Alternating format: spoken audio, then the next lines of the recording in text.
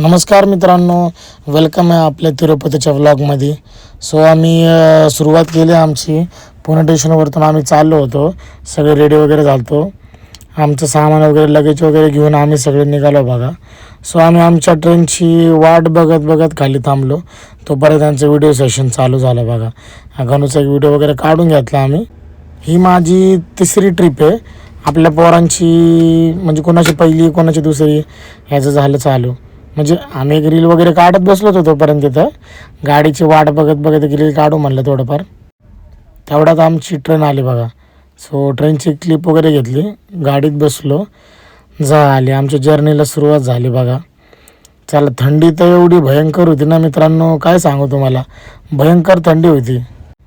थंडीनंतर जेवण करून घेऊ म्हणलं, बसलो जरा, मांडला जरा बेत मांडला जेवणाचा. जेवण वगैरे झालं म्हणलं जेवण, आता थोडा आराम करू म्हणलं जरा.